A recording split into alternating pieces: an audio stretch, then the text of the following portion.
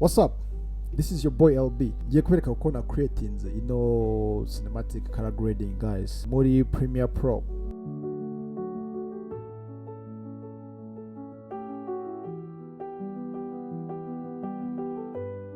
So reka dusimbukire rero muri Premiere Pro mbereke uburyo na creatinze cinematic look.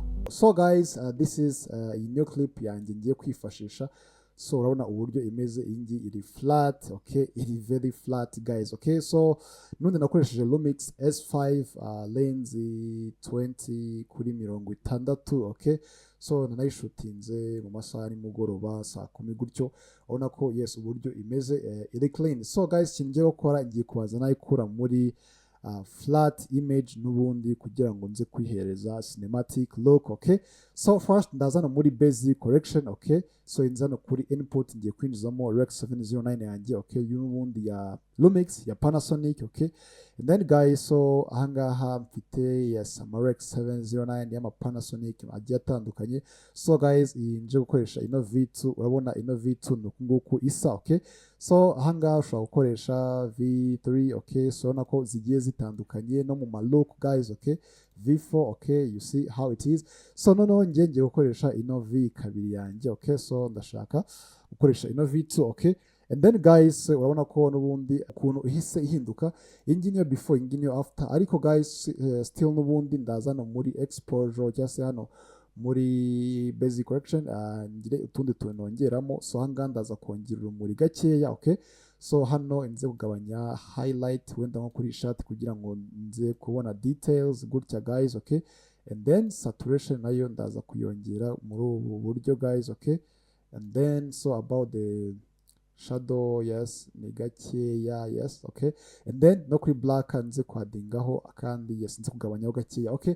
So noneho iyi niyo before, iyi ngiyi niyo after guys. So nuvuga ngo urabona ko flat look already yamaze kuvamo. So bwicyo ngiye gukora rero ngiye gutangira ku gradinga, okay. So ndaza gufunga ino basic correction, noneho inze hano muri creative, okay. So first guys ndaza kongera sharpen kwa ko nkunda clip ziba ziri sharp, ziba ziri clean, zimeze fresh, okay. Nze kongera vibrance. So guys hanga ushobora gukoresha vibrance au ugakoresha saturation, okay, it's depend n'uburyo bwawe, okay. Ngiye ndaza kongera no vibrance, okay. Urabona noneho uburyo isa.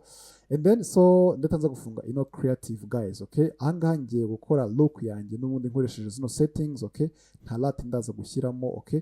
And then nzano kuri color wheels guys. So ino color wheels ndaza gukoresha n'ubundi zino wheels ukoresha to mid-tone, shadow and highlight, okay. So guys, shaka ko muri shadow ndashaka kwadingamo ibara runaka, okay. Ndaza mbanze nongere shadow, okay.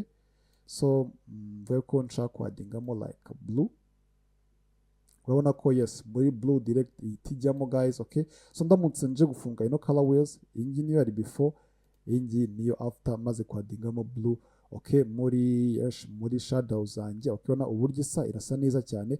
And then guys, so no muri highlight naho ushobora kuza kwadingamo ibara ushaka. So urugero ushobora kwadingaho like a green gutya, okay, cyangwa ukadingamo n'ubundi blue imeze gutya, okay.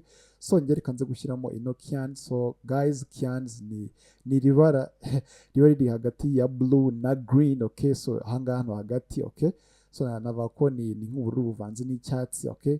Anga birasa fresh. And then guys, so hahita nzano kuri mid-tone kugira ngo nyishyire hehe muri ibara rya skin tone kugira ngo ize gupreventinga, okay, skin tone yanjye, okay. So turebye before, niyo before, and then this is after guys. Urabona ko hari ikintu cyamaze guhinduka guys, okay. So noneho mpite nza gufunga ino color wheels, noneho nze gufungura ino curves. So guys, ino curves, okay, icyo ngiye gukora urabona ino green irimo ntabwo nshaka ko iri saturated, ikintu ndaza gukora ndaza kuyigabanya. So ubwo ndaza hano mu cyatsi guys, okay, inze kugabanya ino green. Urabona ko guys already yahise isigabanuka direct, okay. So ndaza kuyigabanya muri ubu buryo, okay. So and then sky yo nze kuyongerera saturation muri ubu buryo, yes. Urabona ko guys no color ya cinematic itangiye kuza neza. And then guys, so n'ubundi leta nza hano kuri hoversu, tuzi ko hoversu idufasha kuba yachanginga ibara rimwe iryana mu rindi. Still ndaza kuza guhindura ino sky, okay. Ndashaka kuza kuyongeramo akandi kabara, yes, kari mixed with na green mu kuntu gakeya, okay. Ahangaha and then kuri iyi green nayo cyangwa se ibi byatsi nabyo nkaza kubihindura, okay, so nshobora kuza kubyadingamo like okay, ahangaha ushobora kuhadingamo ndikambizamure gutya mbishyiremo like nk'agahondo gakeya, okay, so ahangaha birasa fresh, and then noneho kugira ngo bize kuba biri thick biri strong, okay, ndaza hano kuri hoovers huma.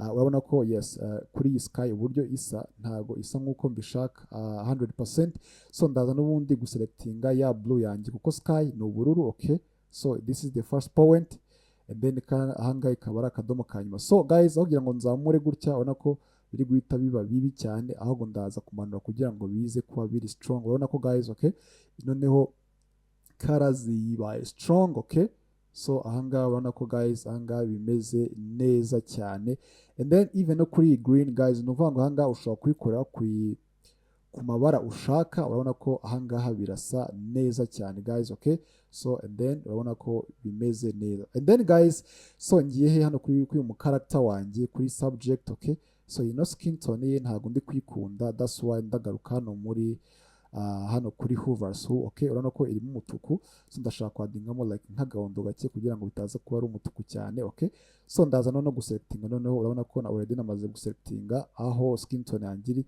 ndaza gusa nkaho iyo nzamuye gutya ubona ko bigenda bijya mu mutuku, ariko namanura gutya guys urabona ko yes, bifasha agahondo gakeya, okay, so and then ndashaka no kwihereza urumuri, so n'ubundi ndaza gukoresha ino hoovers luma, okay, ubwo nze guselectinga n'ubundi yes, okay, ahari skin tone yanjye, okay,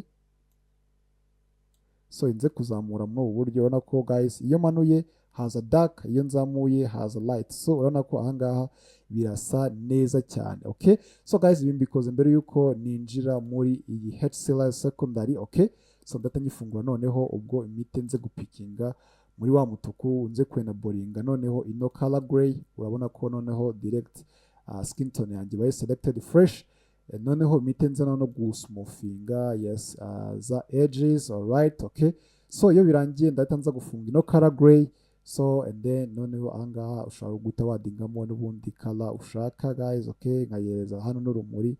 Urabona ko noneho clip yanjye guys irasa neza cyane, ahangaha iri clean kabisa, okay, ndahita nza gufunga ino HCL secondary, nze gufunga ino vignette kugira ngo nze kwihereza ino effect guys. I like nkunda ino effect guys, sinzi impamvu, okay, so roundness, okay, nze kuyongera gutya, okay, and then so iyi ngiyi niyo after yanjye, so iyi ngiyi niyo yari before, this is after guys. So nubwo kuwa creating ino cinematic look muri Premiere Pro guys. So guys nuko nguko final result yanjye yabaye, urabona ko isa neza cyane, okay, so nkuko nababwiye niba ushaka gukoresha izi LUTs, okay, ziri muri description, ushaka kujya kudownloadinga, harimo link nawe ukazikoresha guys. Niba wakunze ino video please kora subscribe kugira ngo ujye ugetinga notification za video editing nyinshi uko tugenda dusohora everyday, and then leave your thumbs up,